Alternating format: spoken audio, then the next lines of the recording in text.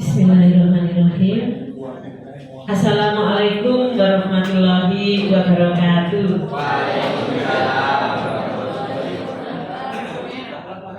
Bapak Ketua Suprayon 34 yang saya hormati, Bapak Ibu Kepala SMP se-Suprayon 34 yang saya hormati, Bu Laila, mitra kerja kami yang saya hormati, Bapak Ibu sekalian yang saya cintai dan saya banggakan. Alhamdulillah, puji syukur kehadirat Allah Subhanahu wa taala, hari ini atas ridho dan perkenannya kita masih dipertemukan dalam keadaan sehat dan afiat. Bapak Ibu, hari ini kita akan berdiskusi, lebih banyak berdiskusi, karena saya yakin Bapak Ibu apa yang kami sampaikan itu bukan hal yang baru. Sudah Bapak Ibu pelajari lama, sehingga kalau kami menyampaikan secara detail itu kelihatannya kurang etis. Saya percaya tentang KSP hari ini tinggal review. Review itu maksudnya Bapak Ibu sudah punya, hanya kita akan melihat apa sih perubahan yang terjadi, misalnya seperti itu. Perlukah KSP saya itu diperbaiki, disempurnakan atau diapakan? Kelihatannya hanya seperti itu Bapak Ibu ya. Namun demikian kami juga salah, tetapi dan mohon dimaafkan, bukan kami tidak percaya kepada Ibu dan Bapak, wong nyusun KSP aja kok diberi contoh. Nah, nanti jangan-jangan Bapak Ibu berharapan seperti itu. Kami memang membuatkan contoh sekedar untuk menjadi inspirasi bagi Ibu dan Bapak. Kami masih sangat percaya bahwa Bapak Ibu nanti masih mampu untuk membuat yang lebih dari contoh yang kami berikan. Namanya contoh itu kan belum sempurna ya, karena membuatnya itu sambil lari. Nah, tugasnya Ibu dan Bapak nanti menyempurnakan. Kami khawatir kalau dilepas begitu saja, dah susun KSP-nya. 1 bulan sudah selesai belum? Belum Bu. 2 bulan belum selesai Bu. 6 bulan panggil lemari ae. Lah khawatir seperti itu, sehingga kami memberikan contoh. Baik KSP maupun modul ajar, kami sudah membuatkan template-nya Bapak Ibu. Nanti Bapak Ibu tinggal menyempurnakan, menyesuaikan dengan kondisi sekolah. Kemudian modul ajar juga demikian Bapak Ibu, kami sudah buatkan template-nya. Bapak Ibu tinggal jawil anggota kelompok yang ke-7 atau ke-8 untuk dimintai bantuan gitu ya. Siapa anggota kelompok ke-7 atau ke-8 atau ke-9? Atau kalau anggotanya penjenengan 13 itu yang anggota kelompok ke-14, siapa? Hah? Iya. Ngawi dewe ya Pak Dati. Iya kan? Saya yakin Bapak Ibu tidak ada satupun yang membuat itu langsung membuat sendiri, sepinter apapun. Saya yakin tidak ada. Minimal ada contoh. Contoh itu kan membawa alur pikir kita. Oh contohnya rada elek, berarti tak api-ane kan gitu ya. Makanya kalau ulangan itu biasanya yang nyontoh itu hasilnya lebih bagus daripada yang dicontoni. Masalahnya apa? Yang nyontoni itu kan berpikir spontan ya, menulis dari oh salah tak coretnya, oh salah lagi saya coretnya, sehingga jawabannya itu coret-moret. Manakala ada yang nyontoh, pasti dia menyempurnakan, hati-hati tulisannya dibuat seindah mungkin, sejelas mungkin. Nah yang koreksi gurunya, wah ini benar tulisannya api pisan, mening-mening. Nah sengkene oleh itu, sengkene oleh sono, gitu kan? Nah seperti itu. Jadi pasti ada konsep yang membawa kita untuk menyempurnakan. Karena itu meskipun salah kita mohon maaf ya Bu Lela ya. Memberi contoh itu bukan berarti plek seperti itu, tetapi agar menjadi inspirasi bagi Ibu dan Bapak. Bapak Ibu, ada beberapa perubahan di akhir-akhir ini. Yang pasti pertama, kurikulum tidak berubah. Kurikulumnya tetap kurikulum merdeka, tetapi menjadi kurikulum nasional. Yang berubah itu adalah yang ada di dalamnya. Apa yang ada ada di dalamnya antara lain adalah pendekatannya. Pendekatannya menggunakan pendekatan pembelajaran mendalam. Nah, nanti akan saya sampaikan beberapa miskonsepsi tentang pembelajaran mendalam. Ada yang menyebut RPP pembelajaran mendalam, yo ora usah diberi pembelajaran mendalam, yo RPP ngono tok ae. Cuma isinya itu atau konsep alur pikirnya itu pembelajaran menggunakan pendekatan pembelajaran mendalam. Ada yang menggebu-gebu 3, 4, 8, itu juga miskonsepsi Bapak Ibu ya. Jadi tidak perlu seperti itu. Dan banyak yang lain ya, nanti akan kita bahas. Sebelum sampai ke sini Bapak Ibu, kita harus menyiapkan hati dan pikiran kita agar pembelajaran mendalam itu benar-benar dapat terimplementasi dengan baik. Untuk dapat terimplementasi dengan baik, satu hal, kita harus merubah pola pikir. Saya dilaksanakan, kok wingi loh diferensiasi itu baru saja kepegang tangan. Belum sampai pada murid, lah kok wis ganti pembelajaran mendalam. Masih kok berubah jarwai, 3 tahun menterinya ganti, pasti ganti lagi. Nah, ini konsep yang mudah-mudahan tidak ada pada diri ibu dan bapak.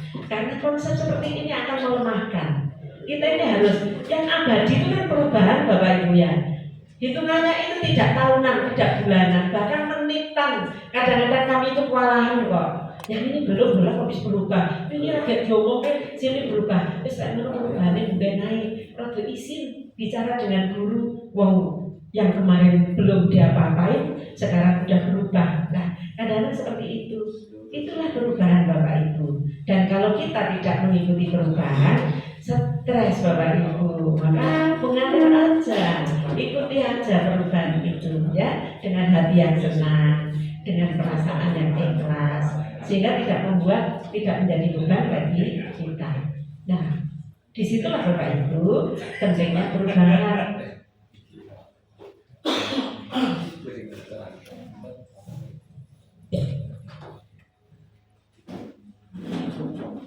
Pentingnya perubahan mindset Bapak Ibu ya.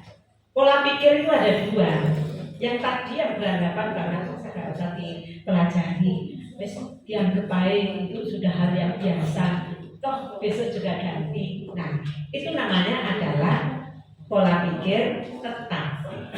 Keyakinan bahwa kecerdasan dan keterampilan itu bersifat tetap, tidak banyak diubah.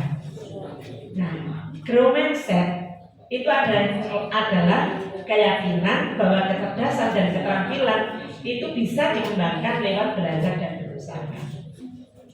Jadi kepala sekolah yang mengikuti diklat pembelajaran mendalam itu lebih banyak menerima tentang konsep-konsep dasar menuju pada implementasi pembelajaran mendalam.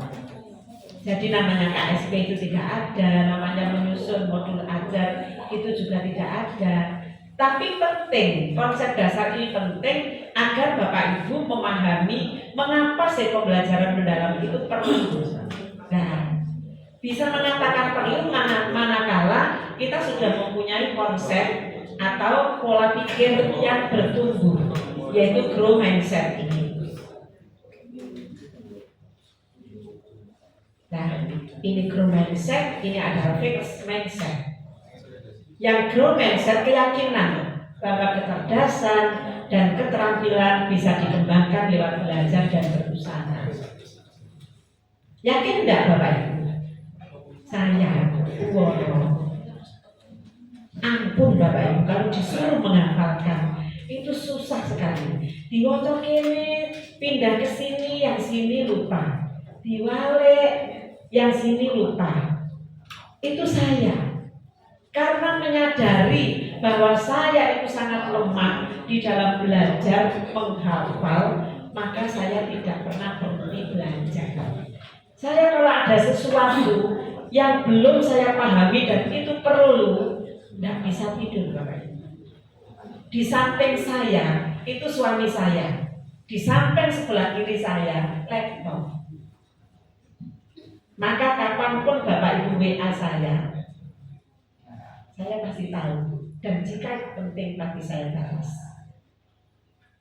Banyak orang beranggapan bahwa kalau ada telepon tidak ada memori di HP Bapak Ibu itu tidak diangkat. Kalau saya tidak, tantangan. Karena saya masih percaya bahwa orang yang menghubungi saya pasti ada perlunya. Maka jawablah, angkatlah Bapak Ibu. Karena kan tidak semua orang itu bermaksud jahat ya Bapak Ibu ya. Oke. Seperti itu. Nah, karena menyadari bahwa saya itu sangat lemah dalam berbagai hal, maka saya tidak pernah berhenti belajar. Kata cucu saya tidak mau jadi guru seperti Uti. Kenapa? Suruh belajar terus. Lihat itu Uti tiap hari belajar, Kata cucu saya seperti itu. Dan itu karena saya menyadari bahwa saya itu bukan orang pintar. Saya itu bodoh Bapak Ibu. Sehingga perlu belajar. Dan ini, alhamdulillah setelah mengenal ini, yakin bahwa kecerdasan dan keterampilan itu bisa dikembangkan lewat belajar dan berusaha. Sehari saja tidak berusaha, tidak belajar, itu rasanya sudah jauh Bapak Ibu. Ilmu sekarang itu berkembangnya itu sangat pesat sekali. Maka barangkali Bapak Ibu kalau sehari saja tidak buka laptop, tidak membaca WA, Bapak Ibu akan ketinggalan banyak. Oke ya. Nah, suara pola pikir tetap itu yang seperti ini. Kalau saya gagal, berarti saya tidak mampu. Ada yang punya pola pikir seperti ini? Ada kan? Iya. Wah, ini aku banget ini. Ini aku banget. Nah, kayak saya gagal itu berarti saya tidak mampu. Pasrah. Memang diberi Allah itu hanya segini ini, sudah tidak bisa. Padahal kalau saya gagal, berarti saya harus belajar, lalu mencoba lagi. Bakso presiden, manis kan, terkenal kan? Belum tentu loh dari awal berdirinya bakso presiden. Bisa jadi bakso RT, bakso RW, bakso camat gitu kan ya? Bakso bupati, lama-lama bakso presiden. Nah, terkenal di mana-mana. Saya itu membawa teman-teman pengawas dari DKI. Sudah referensi yang pertama itu bakso presiden. Padahal menurut saya biasa ya. Nah, itu terkenal Bapak Ibu. Itu awalnya ya jatuh banget Bapak Ibu, gagal mencoba. Sampai akhirnya berhasil. Dan banyak lagi. Orang sukses itu rata-rata banyak jatuh bangun Bapak Ibu. Jadi jangan dikira orang sukses itu ujug-ujug. Meskipun ada ya, karena yang bisa dari kayu jati ya, dari sononya sudah luar biasa ya, ujug-ujug sukses. Nah kalau seperti saya begini yang merangkak Bapak Ibu, dari D1 menjadi guru, kemudian dari guru sekian tahun, kemudian menjadi kepala sekolah, setelah menjadi kepala sekolah sekian tahun menjadi pengawas. Tapi alhamdulillah dengan merangkak itu banyak pengalaman yang kita dapatkan. Itu saya hanya seorang pengawas. Lebih-lebih para pejabat yang sukses itu juga jatuh bangunnya itu berulang kali. Saya akan menolak saat menerima tugas yang belum pernah saya kerjakan. Sebab resiko untuk gagal itu akan besar. Ibu tahun ini jadi kurikulum ya? Enggak Pak, enggak mau, saya takut. Saya soalnya tidak pernah menyusun jadwal. Saya soalnya mendengar teman saya itu yang jadi kurikulum itu dirasani banyak orang, banyak guru. Karena katanya PTKC, plek-pleke jadwalnya dibuat enak. Nah, yang lain yang karena tidak plek itu apa ya? Besti, karena bukan bestinya lihat itu jadwal saya 1, 2, 8, 9. Nah yang tengah-tengah ini kosong. Bayangkan, nah saya tidak mau kalau gitu Pak. Saya nanti akan banyak mendapatkan musuh. Ini saya akan menolak saat menerima tugas yang belum pernah saya kerjakan. Sebab resiko untuk gagal itu besar. Ada yang seperti itu? Ada enggak? Akeh. Iya, ada. Orang yang takut gagal tidak akan pernah menjadi apa-apa. Karena tidak mau mencoba. Orang yang pinter, orang yang bisa itu karena pernah mencoba. Bagaimana bisa berhasil mencoba saja tidak mau, gitu kan? Saya akan menerima pekerjaan yang belum pernah saya kerjakan, sebab ini adalah peluang. Ini adalah peluang untuk belajar dan mengembangkan potensi diri. Menyusun jadwal. Belum tentu pada saat Bapak Ibu kuliah menerima pelajaran tentang atau mata kuliah akan menyusun jadwal. Belum tentu Bapak Ibu. Disinilah Bapak Ibu belajar. Dan kesempatan tidak akan datang 2 kali. Bapak Ibu ditawari menjadi kurikulum. Enggak Pak, saya jadi guru biasa saja. Karena saya tidak pernah pengalaman membuat jadwal. Selamanya Bapak Ibu tidak akan pernah bisa bagaimana asiknya membuat jadwal. Zaman dulu Buworo jadi kurikulum. Buat jadwal itu ya berhari-hari Bapak Ibu. Karena ingin adil. Oh, PPKN taruh dulu. Sini sisanya disimpan dulu. Matematika taruh 1, 2, 3, 4. Di hari kedua 1, 2, 3, 4. Di hari ketiga 1, 2, 3, 4. Sisanya disingkirkan dulu. Begitu. Nah, sekarang ini tidak. Membuat jadwal itu menggunakan aplikasi. Yang penting penuh. Jadi orang sing jejer-jejer 3 jam, ada yang hadir 1 jam. Yang penting genep. Ada yang 1, 2, 9, 10. Yang penting genep. Lah iki jenenge lah karpe dhewe, penake dhewe. Gitu. Ada di Kota Malang itu dari guru penggerak itu membuat jadwal pokoknya pas. Jadi gak mikir bahwa olahraga itu 1, 2, 3, 4 ya, pesat-pesat 5, 6 gitu kan ya. Nah, seperti itu. Tidak terpikir oleh mereka. Matematika sudah demikian. Tapi PPKN ya jangan selalu ditaruh di bawah. Ya kadang-kadang ada yang di atas seperti itu. Nah ini Bapak Ibu. Jadi bijaksananya ini juga diperlukan. Meskipun pas itu juga sangat penting. Makanya kalau menyusun jadwal 1, 2, 3, 4 itu PPKN. 1, 2, 3, 4 ini berarti 2 hari. Posisinya Pak ecer-ecer nanti di bawah. Nah, tapi minimal kan sudah ada yang di atas. Demikian juga matematika, bahasa Inggris dan lain-lain. Ini Bapak Ibu peluang untuk belajar dan mengembangkan potensi. Kesalahan menunjukkan kelemahan saya, sehingga harus dihindari demi nama baik. Bu, jenengan jadi bendahara ya enggak mau saya. Karena apa? Karena saya nanti akan kelihatan belang saya, akan kelihatan kejelekan saya, kekurangan saya. Orang yang tidak pernah melakukan kesalahan, tidak pernah merasakan nikmatnya melakukan hal yang benar. Apakah semua orang harus selalu benar? Tidak. Benar itu bisa dari salah juga.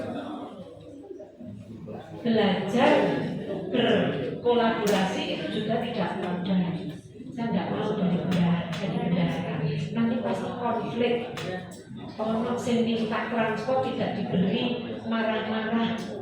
Kemudian ada yang olahraga minta bola tidak diberi, marah-marah. Nah, artinya tidak pernah konflik. Orang yang tidak pernah konflik tidak akan pernah menjadi dewasa, karena tidak selalu berusaha untuk mawas diri.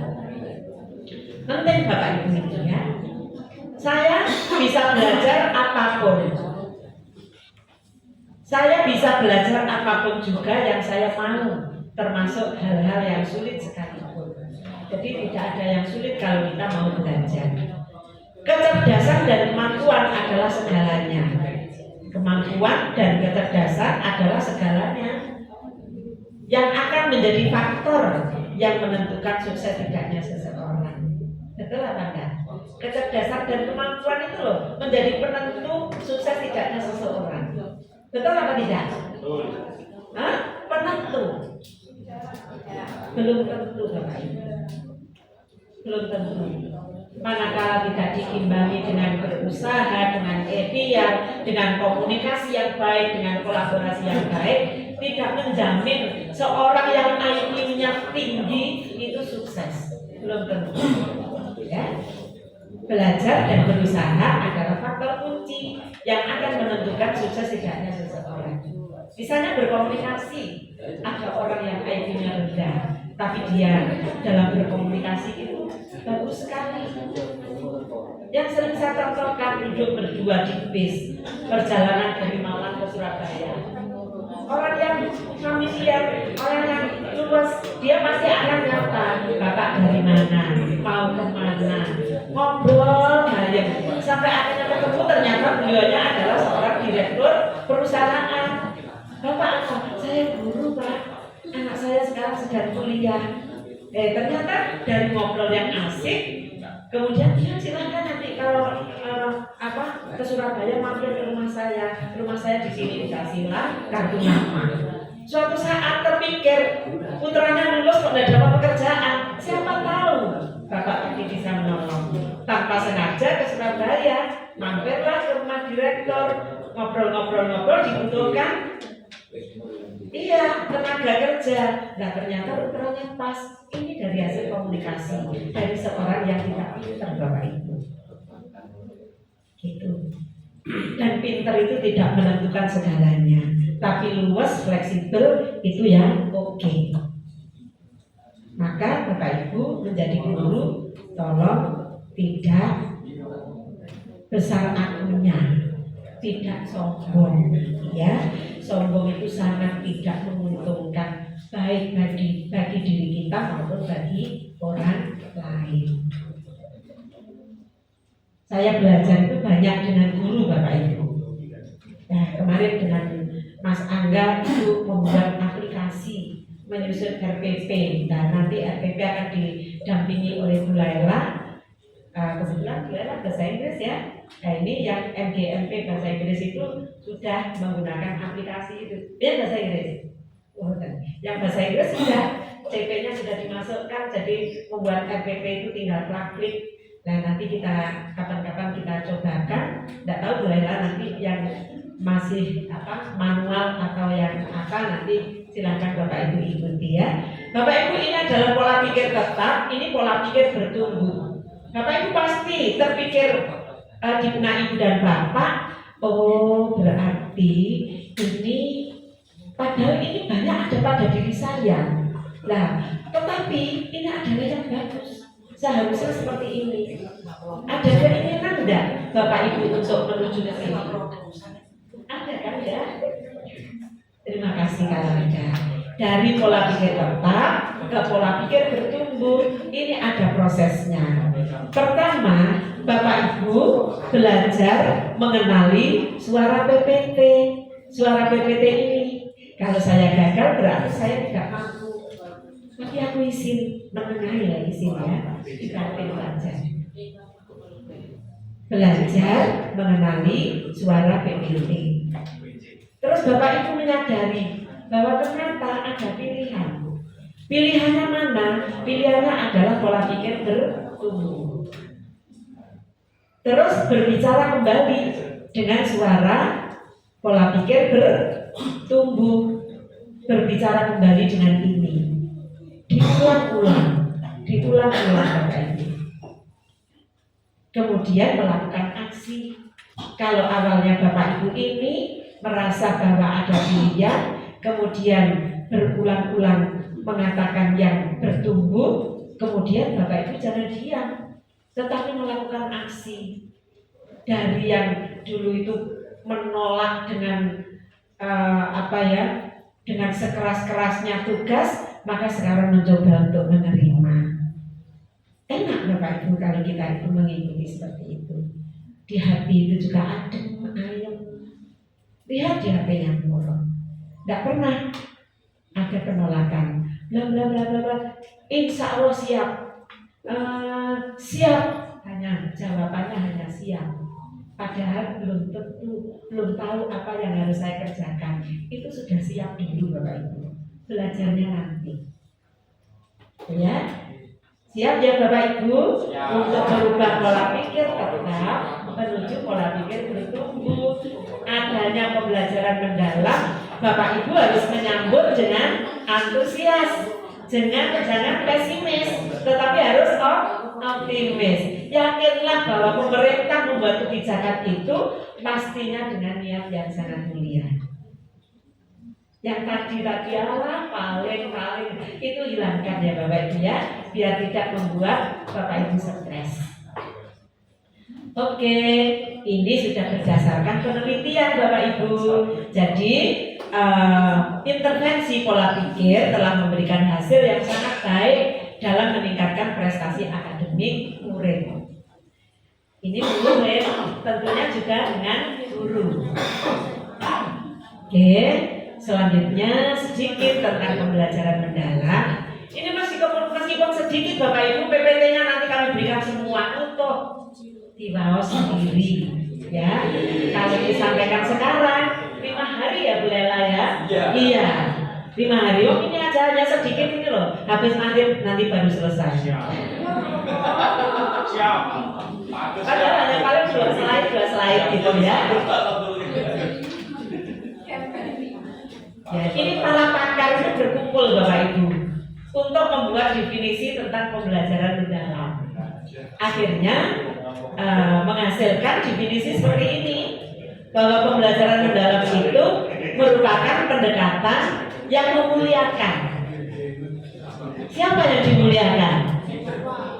Siapa? Murid. Iya. Gurunya tidak dimuliakan. Dimuliakan. Siapa? Yang muridnya. Iya ya gurunya ya. Sesama gurunya ya kepala sekolah. Jadi saling memuliakan. Memuliakan semua pihak yang terlibat, saling menghargai dan menghormati dengan mempertimbangkan potensi, martabat, dan nilai-nilai kemanusiaan. Jadi saling memuliakan dengan menekankan pada penciptaan suasana belajar dan proses pembelajaran yang berkesadaran. Jadi dalam pembelajaran mendalam, prinsip yang digunakan adalah berkesadaran. Ada yang berpendapat berkesadaran itu apa Bapak Ibu? Berkesadaran, tidak pingsan. Betul enggak? Masa pingsan mau ikut pembelajaran yang enggak? Jadi betul memang berkesadaran itu tidak pingsan, tidak semaput, sadar. Tapi maksudnya gimana? Berkesadaran itu artinya anak mengikuti pembelajaran itu lahir dan batin seutuhnya. Fisiknya ada di kelas, pikirannya juga ada di kelas. Itu namanya berkesadaran. Jadi tidak anaknya fisiknya ada di kelas, pikirannya kemana-mana. Waduh, mobil-mobilan mau kok carry. Waduh, tadi HP saya tadi sudah saya matikan belum dan lain-lain. Jangan-jangan nanti dibuka oleh ibu saya, padahal ada sesuatu yang membahayakan misalnya. Nah ini pikirannya kemana-mana. Itu yang dimaksud dengan berkesadaran. Dengan berkesadaran, maka anak akan bisa mengikuti pembelajaran itu dengan sebaik-baiknya, konsentrasi. Siapa yang membuat anak hadir seutuhnya di kelas? Guru. Makanya guru harus pintar menggunakan strategi yang bermacam-macam dalam rangka membawa anak hadir seutuhnya di kelas. Rugi Bapak Ibu, penjenengan mengajar 40 menit kali 2, kalau anak itu pikirannya kemana-mana. Pro yang Bapak Ibu ajarkan, penganannya yang teknik, dia pikirannya kemana-mana. Maka sisihkan beberapa waktu untuk membawa anak bisa konsentrasi. Bapak Ibu tidak perlu takut kehilangan waktu untuk menghabiskan materi. Apa artinya materi itu habis? Kalau yang menghabiskan gurunya. muridnya orang lain apa-apa.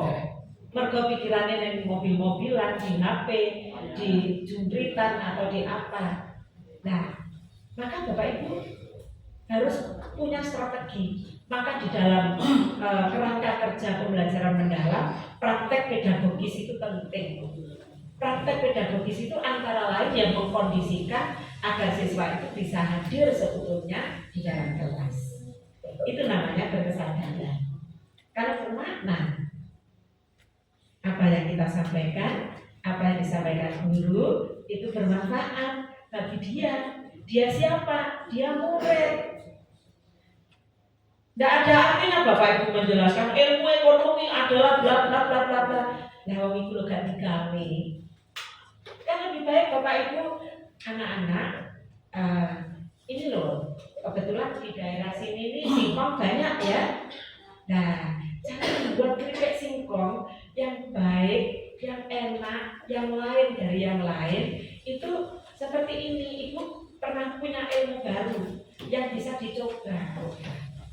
Ini kan bermanfaat untuk dia dari mengimplementasikan dari pembelajaran yang bermakna, kemudian dia bisa memaknai apa sih sebenarnya ilmu ekonomi. Oh, ternyata dengan pengeluaran yang sekecil-kecilnya bisa menghasilkan keuntungan yang sebesar-besarnya. Nah, kulitnya ini nanti bisa dibuat apa? Kemudian pohonnya ini ditanam lagi atau dibuat apa? Seperti itu Bapak Ibu. Nah, ini bermanfaat, namanya bermakna. Kemudian menggembirakan. Anak-anak kelihatannya udah ngantuk, ayo es berikan dulu. Disetelkanlah senam atau joget atau apa. Apakah yang dimaksud pembelajaran yang menggembirakan pada pembelajaran mendalam seperti itu? Mungkin iya, tapi itu hanya selingan. Yang dimaksud dengan menggembirakan itu adalah manakala guru melakukan sesuatu yang menyebabkan anak itu merasa dihargai. Coba nak, Ibu lihat PR-nya. Tuh, bagus sekali. Siapa yang ngajari? Enggak, Bu, saya bekerja sendiri ini. Oh, alhamdulillah, ternyata kamu luar biasa. Coba nanti kasih lagi soal yang mirip dengan ini. Ibu pengen tahu gimana hasilnya. Karena belajar sendiri belum Ibu terangkan aja sudah bisa. Apalagi nanti kalau Ibu menerangkan, kalian saya beri soal lagi, saya percaya pasti kalian akan lebih oke. Senang dengan cara seperti ini, kira-kira menggembirakan yang mana? Iya, anak merasa dihormati, anak merasa dihargai, anak merasa tertantang untuk mengerjakan sesuatu yang lebih baik lagi. Itu yang dinamakan dengan menggembirakan pada pembelajaran mendalam.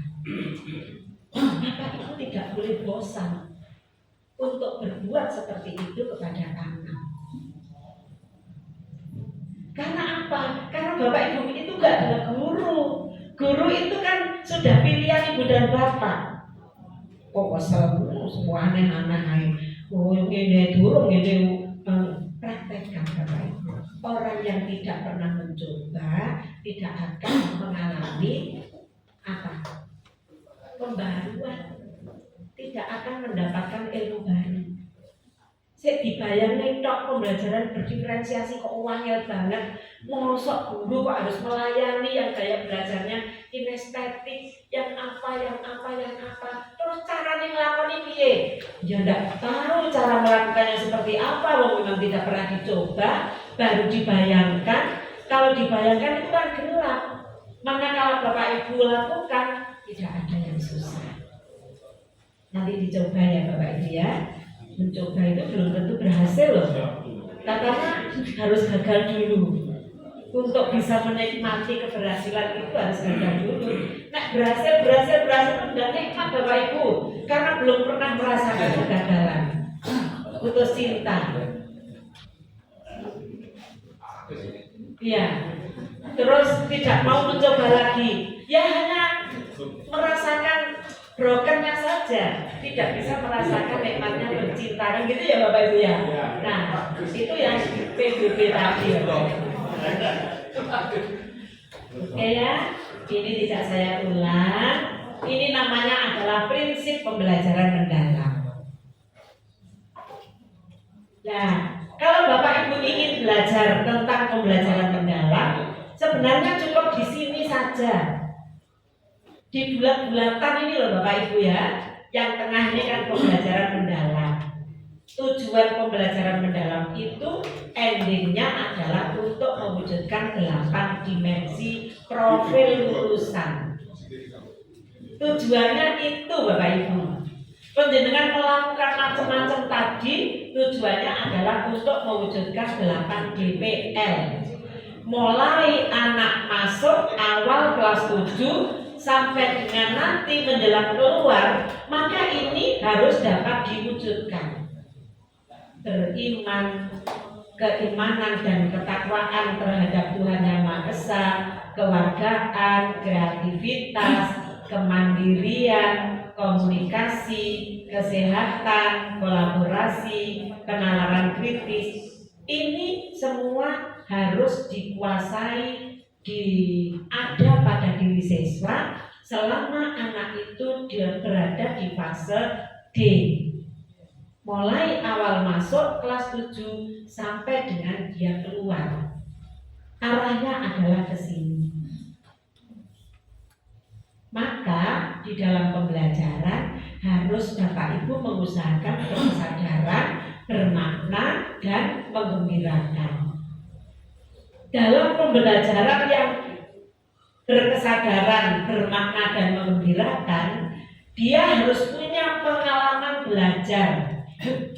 Pengalaman belajar itu meliputi memahami, mengaplikasi, merefleksi. Memahami apa? Memahami tentang materi esensi. Memahami tentang cara mengaplikasi. Jadi dia paham betul yang dipelajari itu tentang apa. Cara mengaplikasinya dia paham. Artinya memahami cara mengaplikasi. Memahami nilai dan karakter yang ada pada materi yang diajarkan. Itu memahami. Kemudian diaplikasi, dan orang bijak pasti selalu mengadakan refleksi. Agar apa? Agar ada peningkatan kualitas diri, agar ada perbaikan. Kalau tidak, akan berjalan di tempat. Ya. Ini adalah pengalaman belajar. Nah, memahami, merefleksi, mengaplikasi. Bapak Ibu, ini adalah sebuah siklus, bukan sintak, tapi siklus. Sehingga Bapak Ibu tidak harus memahami dulu, setelah itu mengaplikasi, baru setelah itu merefleksi, tidak. Manakala misalnya pembelajaran itu ada kaitannya dengan sebelumnya, maka Bapak Ibu kan tidak mulai memahami, tapi kan melalui refleksi. Jadi ini adalah siklus, bukan sintak. Sintak itu tidak boleh dibolak-balik gitu ya. Tapi kalau siklus, mana yang lebih didahulukan, yang perlu didahulukan, itu yang didahulukan. Nah, melaksanakan pengalaman pembelajaran yang memahami, mengaplikasi dan merefleksi, itu guru harus paham tentang bagaimana saya menyajikannya. Yang pertama, Bapak Ibu harus punya praktek pedagogis, mempraktekkan pedagogis itu ya ilmu keguruan kalau menurut saya. Maka Bapak Ibu yang diangkat guru bukan dari pendidikan guru, ini harus belajar ya. Pendekatan pembelajaran itu apa saja, model pembelajaran itu apa saja, metode pembelajaran itu bagaimana, strategi pembelajaran, teknik pembelajaran itu seperti apa. Ini kelihatannya perlu belajar juga Bapak Ibu ya. Nah, praktek pedagogis itu dengan Bapak Ibu mengetahui tujuan, mengetahui materinya, Bapak Ibu berpikir untuk mencapai tujuan yang seperti ini, maka saya menggunakan metode pembelajaran apa? model yang mana, strategi saya nanti bagaimana, teknik saya nanti seperti apa, contoh-contoh yang saya berikan nanti bagaimana. Ini Bapak Ibu harus sudah dikuasai. Nah, kemudian lingkungan pembelajaran nanti yang akan saya ciptakan nanti akan seperti apa ya? Ada guru yang bangga kalau muridnya takut. Tuh lihat, saya keluar, anak-anak gerutu, jorok-jorokan, wah ada Bu Ani, ada Pak Dodi misalnya. Saking takutnya, kalau ada guru mengkeret, jangankan kok bertanya, mau bernafas saja susah. Coba gini nih, saya mengenal sejak saya jadi guru. Saya jadi guru itu sejak 81 Bapak Ibu. Jadi sekarang sudah hampir 45 tahun. Makanya nek ono guru atau kepala sekolah yang bermacam-macam anak murid yang seperti apa itu saya sudah tidak kaget Bapak Ibu. 45 tahun di dunia pendidikan. Itu kalau saya keluar dari ruangan begini, dari ruang guru, anaknya itu jorok-jorokan masuk, borok gitu. Gitu tuh saya betul sekarang setelah menyadari ternyata guru itu tidak perlu ditakuti Bapak Ibu. Justru kita itu harus dekat dengan anak. Nah, kedekatan anak yang sampai anak itu tidak ngelamak ke kita, tentu kan saling menghormati, saling menghargai itu kita ciptakan. Itu betul loh Bapak Ibu. Saya menjadi guru seperti itu. Mudah-mudahan sekarang sudah tidak ada ya guru yang seperti itu. Tapi saya sudah mawas diri Bapak Ibu beberapa tahun kemudian itu saya juga mulai merubah. Oh ternyata bayangkan saya sekolah itu D1 loh Bapak Ibu. Kan artinya ilmu keguruan itu belum benar-benar saya kuasai. Cuma itu tadi Bapak Ibu, saya nyun sewu belajar itu memang tidak pernah berhenti. Jadi selalu belajar. Mungkin Bapak Ibu tidur, saya itu ikut pelatihan pembelajaran mendalam begini mulai Senin sampai hari Jumat gitu. Belajar saya ya seperti pengawas-pengawas muda gitu, cuma gemes pengawas-pengawas yang masih baru-baru itu kan selesainya itu jam 7 sampai jam 10 jadwalnya. Itu penasaran, nggak mau selesai jam 10, jam 11 belum selesai. Saya sudah mau ngantuk gitu, jam 12 saya belum selesai, jam 2 itu masih belum selesai Bapak Ibu. Akhirnya saya protes. Jadwalnya itu sampai jam 10. Di kiri kanan kita itu kan tidak selalu ada orang-orang seperti kita. Mungkin suami atau istrinya Bapak Ibu itu bukan dari guru atau pengawas atau kepala sekolah, mungkin dari dunia lain apa. Dunia lain maksudnya bukan dunia gaib loh ya. Tapi beda profesi gitu. Nah, akhirnya direspon Bapak Ibu. Jadi sekarang itu kalau pelatihan itu ya kalau jam 10 belum selesai, kalau dia lebih sedikit gitulah. Masa malam. Belakang pagi kan kita dengan Bapak Ibu semua gitu. Jadi kita ada sesuatu yang baru itu pasti tahu lebih dulu Bapak Ibu. Ya dari belajar. PBB belajar dulu Bapak Ibu. Bisa bicara seperti ini kan karena belajar. Masa ujung-ujung bisa ya udah lah. Apalagi guru itu lemah sekali daya ingatnya. Harus mengulang-ulang. Kalau diberi IT tak catet kok. Caranya upload tugas. Saya ngerti Bapak Ibu. Cara bikin undangan lewat Zoom itu seperti apa? Saya catat. Naik kelas kriteria kenaikan kelas zaman saya jadi wali kelas awal dari guru sampai sekarang masih ada, masih saya simpen Bapak Ibu. Itu pengalaman yang sangat berharga. Dari pengalaman itulah Bapak Ibu kita akan ternyata orang itu harus seperti ini, harus seperti ini ya. Nah ini lingkungan pembelajaran, ciptakan pembelajaran yang menyenangkan Bapak Ibu ya. Jangan anak itu takut untuk bertanya. Di dalam konsep pembelajaran mendalam, nilai bertanya itu sama dengan jawaban. Maka latih anak untuk berani bertanya. Tokan takon naik. Materi ini gak entek-entek masih banyak ini loh nak loh. Jangan tanya terus nak. Lah, misalnya seperti itu. Padahal sekali lagi nilai pertanyaan itu sama dengan jawaban. Nah kalau jenengan tanya ke AI tidak terampil bertanya, kesasar-sasar, ini ditakoni bolak-balik jawabannya tidak sesuai dengan yang saya tanyakan, akan seperti itu. Maka sekarang keterampilan bertanya itu perlu dibangun. Oke ya. Kemudian pemanfaatan digital. Ini sedikit demi sedikit.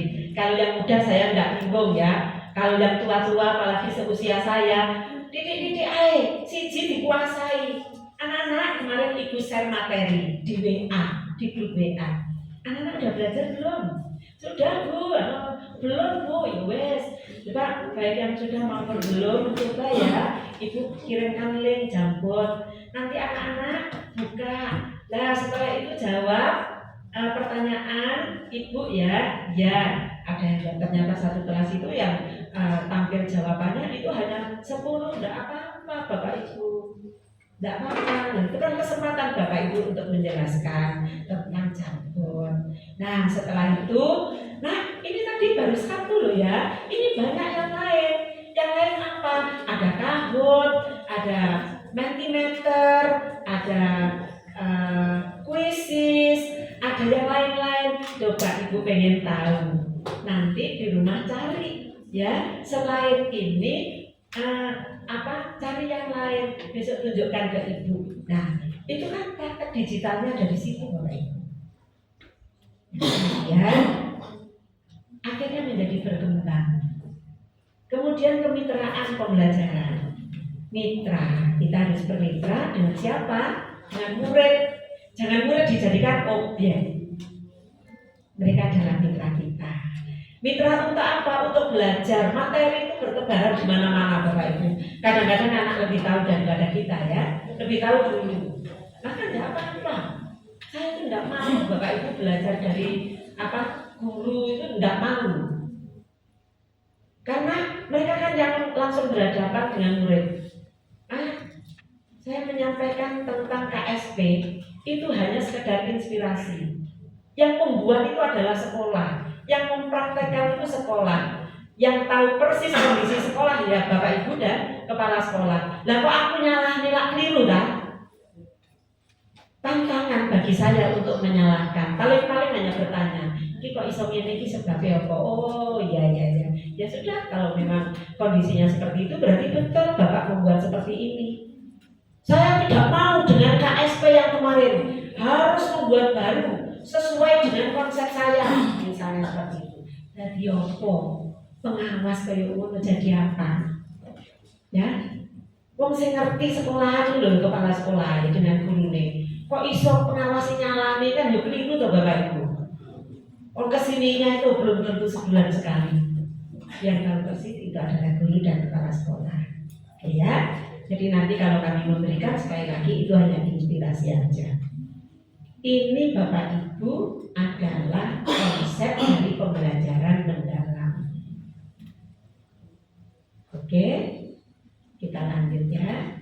Nah, visi misi bagi Bapak Ibu kepala sekolah mohon direview. Hasil review visi misi nanti dibandel sendiri. Ada undangan, ada daftar hadir. Halo Bapak Ibu kepala sekolah, ada ya? Ada.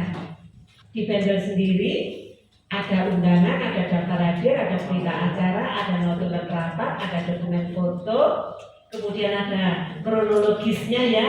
Awalnya visi misi tujuannya seperti apa, setelah mengumpulkan itu ada masukan apa, dicatat di notulen sampai akhirnya diputuskan bahwa visi misi tujuannya itu berubah apa tidak atau tetap. Nah, menyelaraskannya dengan apa? Diselaraskan dengan pembelajaran mendalam. Sekarang ini kan pendekatannya pembelajaran mendalam. Maka visi misi dan tujuan itu harus diselaraskan dengan pembelajaran mendalam. Setelah direview, ternyata visinya itu sudah selaras dengan pembelajaran mendalam. Ya sudah, tidak perlu direvisi. Gitu ya. Nah, oke, ini tidak saya lanjutkan, Bapak Ibu. Mengapa penting? Karena visi merupakan arah dan dasar kebijakan, bukan dokumen administratif. Yang penting mesti dipajang dengan bagus. Ya sudah, itu visi saya, itu misi saya. Apa misinya? Nah itu loh Bu, coba dibaca sendiri. Nah ini artinya hanya menjadi persyaratan administrasi. Visi itu adalah mimpi kita. 4 tahun yang akan datang, sekolah saya itu harus hijau royo-royo. Maka ini baru tahun pertama yang saya lakukan untuk menuju sekolah yang hijau royo-royo apa ya? Buat market, oh tanamannya di sana, oh nanti tanaman kerasnya di sana, oh tanaman perdunya nanti di sini. Nah ini kan menuju sekolah jeroyo-royo. 4 tahun sangat gersang, ya, 4 tahun yang dilakukan, ya tidak bisa ujuk-ujuk, tapi melalui proses itu tadi. Tahun pertama apa, tahun kedua apa, tahun ketiga apa, sampai tahun keempat itu sudah hijau royo-royo, tapi masih belum sesuai dengan yang diangankan. Setiap tahun direfleksi. Tahun ini kok gak oleh 15? Oh iya, duitnya soalnya saya belum nyandak buat yang itu. Tahun kedua, berarti programnya tahun pertama dan tahun kedua itu dilaksanakan di tahun kedua. Seperti itu. Visi itu harus direfleksi ya. Kalau tidak, ya tinggal visi. Ada loh sekolah yang visinya itu bertahun-tahun pancet, tapi nggak berubah. Nah, nanti diselaraskan ya, selaraskan dengan pembelajaran mendalam. Oke, siapa saja nanti yang menyelaraskan itu adalah kolaborasi dengan stakeholder yang ada di sekolah. Dan ini harus ada buktinya ya, Bapak Ibu yang tadi saya sampaikan, ada undangan, ada daftar hadir dan sebagainya. Ukurannya mana? Ukurannya ini. Nah, melihat visi misi tujuan itu di sini dikatakan masih terbatas manakala visi misi tujuannya Ibu dan Bapak belum ada strategi, belum ada tujuan, maupun dukungan implementasi yang mengarah pada pembelajaran mendalam itu belum ada. Berarti itu perlu diselaraskan. Ini artinya instrumennya, instrumen untuk mengukur visi misi tujuan jenengan itu sudah mengarah pada pembelajaran mendalam apa belum. Oke ya, saya lanjut. Oh sudah selesai. Sekarang kita menuju ke